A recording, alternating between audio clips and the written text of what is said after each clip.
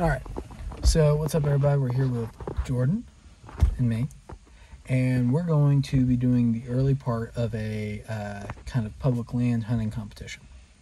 And so the name of the game here is we're going to get out with our bows and everything else, and we're basically, today is a scouting trip. We're hunting, but today's going to be a scouting trip. And we're both going to go to the location that we're going to hunt today, and then we're going to split up. And we've got, I think, an hour to find. I think it's like 3:30 now. Yeah, we're going to have an hour to find a spot to hunt rifle season over Thanksgiving. And we're going to do like a 1-2 day hunt, in which time we're basically going to compete to see who can do the best filming wildlife, hunting, etc. We're going to create a whole point system. We'll talk more about it when we get in there. We'll both film our spots and kind of explain why we're doing it. And yeah, we're going to get in there because this road is loud. So.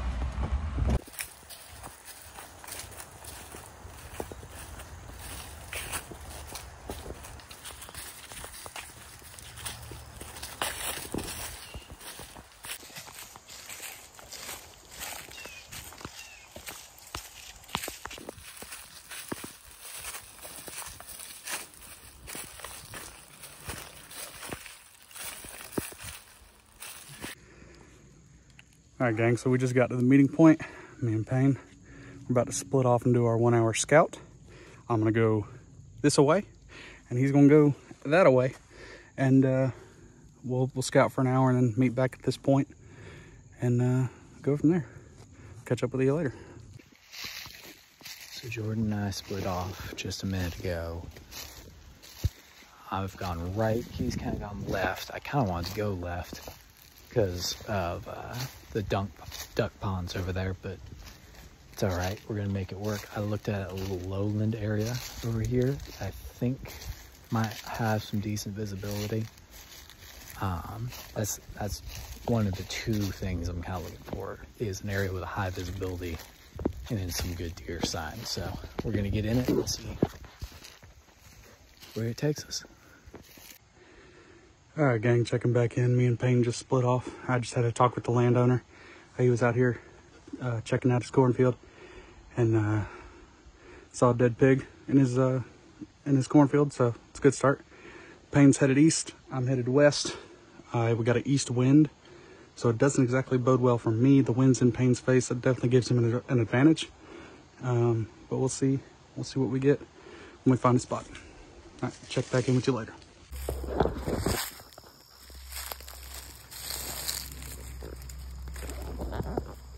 Some real torn up dirt down here on the right side where we just broke off.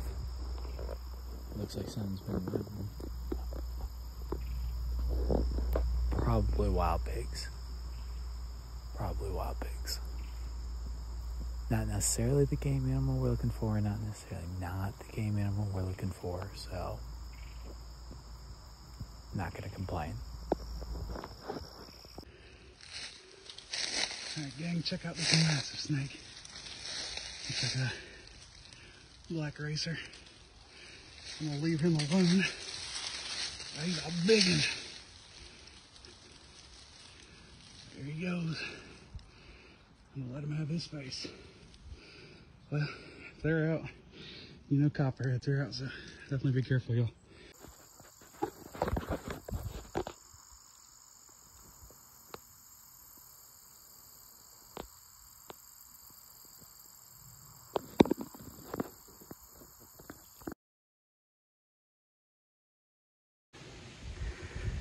All right, so I checked to the east.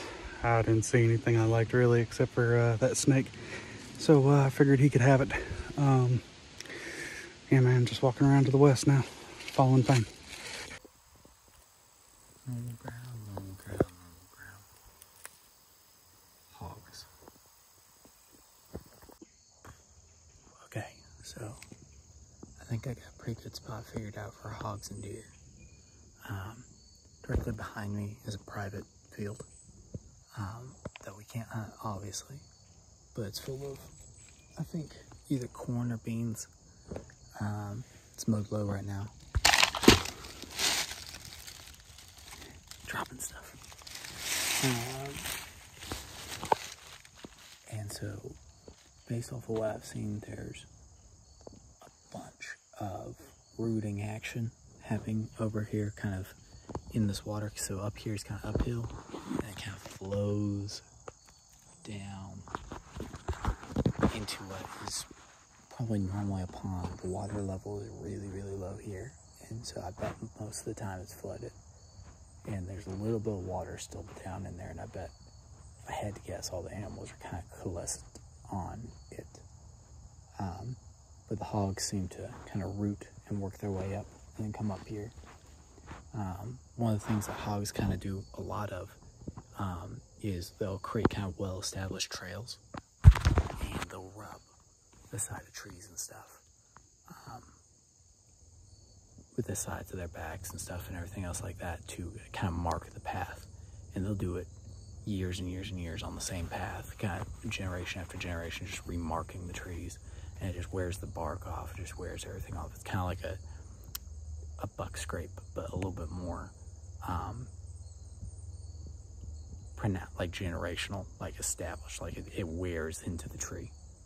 And I found one of those kind of showing me that they're coming out of really deep in there where the water definitely still is, and then kind of working their way up past me through the kind of up the slope of the hill out here into the out into the field to feed. They're probably doing that at night, or like late evening, early mornings, but probably night. And I bet if you set up somewhere on that path, you can ambush them pretty good. And I think one of their biggest rooting spots is probably a good spot to do it. So, we got something. It's not deer, but we have something. All right, what's up, everybody? So, finished with the hunt. We're back here at Jordan's place. Hey, Jordan. What's up, guys? Busted on the deer today. Yeah, no deer. But, as y'all saw previously in the video, I found... I found a ton of hog sign. Grabbed Jordan, we linked up, and we started talking about the spots that we had checked out. Neither one of us was super excited about any deer sign that we found, but Jordan was interested in the hog sign that I had found, and he thought he had found a lot too, until we went to my spot. Yeah, what I found wasn't as fresh by any means. It had been, it was probably a week or two old. What I had was fresh. And so based off of that, we kind of went through and we basically just called the entire day a scouting day.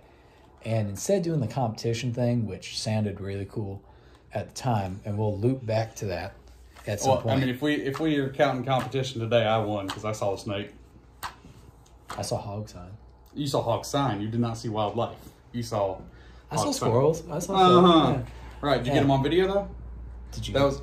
Yeah, I got the snake on video. Shit. All right. Well, we didn't do a competition today, so it don't matter. But we found hog sign a lot.